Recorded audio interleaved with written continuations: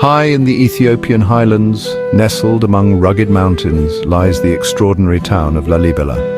This ancient site is renowned for its remarkable rock-hewn churches, a testament to the deep Christian faith of the Ethiopian people.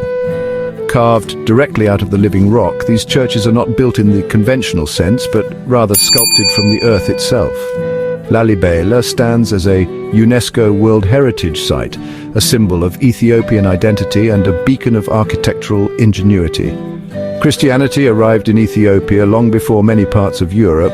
King Ezana of the Aksumite Kingdom in the 4th century AD embraced the faith, marking a turning point in the nation's history. The Zagwe dynasty, which rose to prominence in the 12th century, inherited this strong Christian tradition. It was during their reign that Lalibela, the town that would forever bear the dynasty's name, would witness the creation of its awe-inspiring churches. King Lalibela's reign marked a period of great spiritual fervor in Ethiopia. Legends abound about the creation of the churches. It is said that angels descended from heaven to aid in the arduous task of carving the churches from the rock. Others speak of the king's unwavering determination, his commitment to realizing his divine mandate. The construction process itself was an act of faith, a tangible expression of the spiritual beliefs that permeated Ethiopian society. The churches of Lalibela are not merely impressive feats of engineering. They are imbued with deep religious symbolism. Each church, with its unique design and layout, represents a different aspect of Christian faith. The churches are often categorized into two main groups, symbolizing the earthly and heavenly realms. They are connected by trenches, tunnels, and passageways, signifying the spiritual journey of the believer. Among the most celebrated of Lalibela's churches is Bete Medhane Alem, the largest monolithic church in the world. This imposing structure is said to represent the Holy Sepulchre in Jerusalem. Bete Georgis, dedicated to St. George, stands alone, carved in the shape of a perfect Greek cross. Its beauty and symmetry are breathtaking. Bete Mariam, dedicated to the Virgin Mary, is another highlight. Its interior is adorned with colorful murals, a testament to the artistic skill of the time. Bete Golgotha, known for its depictions of the crucifixion and resurrection, holds a somber significance. These churches, each unique in its design and purpose, collectively form a harmonious complex, a testament to the architectural genius of their creators. The churches of Lalibela have long been a place of pilgrimage for Ethiopian Christians. Every year, thousands of devotees make their way to this sacred site, particularly during the festival of Timkat, which celebrates the baptism of Christ. The churches are not simply places of worship, they are living monuments imbued with the faith and devotion of generations. The chanting of priests, the scent of incense, and the flickering flames of candles create an atmosphere of profound spirituality. The decline of the Zagwe dynasty in the 13th century brought with it a period of instability in the region. Lalibela, however, remained an important religious center. European explorers, drawn by tales of the remarkable churches, began to visit in the 16th century. The Portuguese priest Francisco Alvarez, who arrived in 1520, provided one of the earliest written accounts of the site, marveling at the ingenuity of the builders. The churches of Lalibela have withstood the test of time, but they have not been without their challenges. Erosion, weathering, and the pressures of tourism have taken a toll on these ancient structures. In recent decades, however, there has been a concerted effort to preserve this invaluable heritage.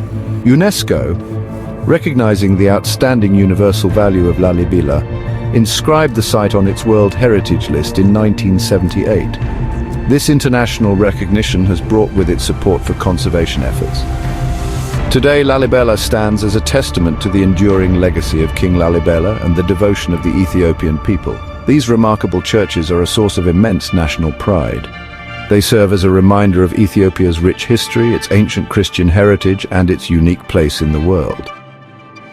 Lalibela is a testament to the power of faith, the artistry of human endeavor, and the enduring connection between spirituality and place.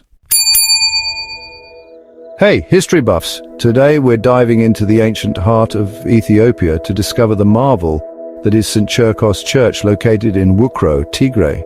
Buckle up for a journey back to the 4th century, a time when the roots of Christianity were just beginning to spread in this fascinating region. So let's set the scene. The 4th century marks a pivotal period for Ethiopia, with Christianity making its grand entrance during the reign of King Ezana of the Aksumite Empire. Yep, you heard that right.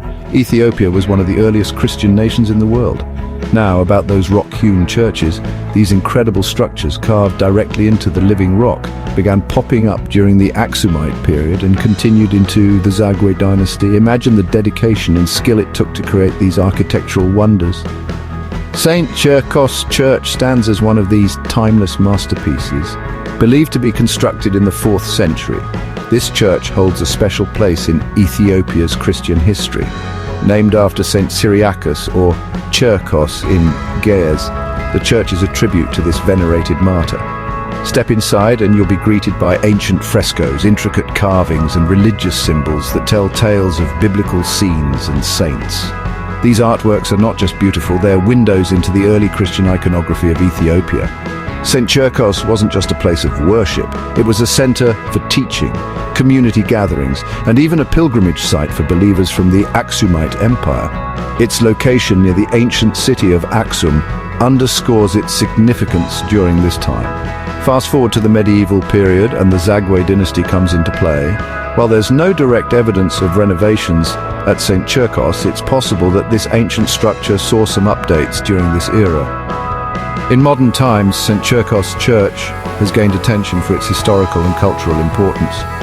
Preservation efforts are in full swing to protect this ancient marvel from erosion and environmental factors. Today it's a popular destination for pilgrims and tourists alike, drawn to its spiritual aura and architectural beauty.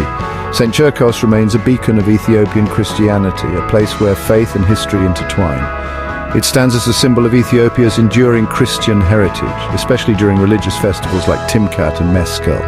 However, the church faces challenges. Erosion, weathering, and human activity are constant threats.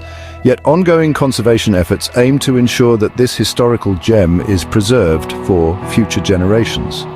St. Cherkos Church is more than just an ancient building. It's a testament to the rich spiritual and cultural tapestry of Ethiopia.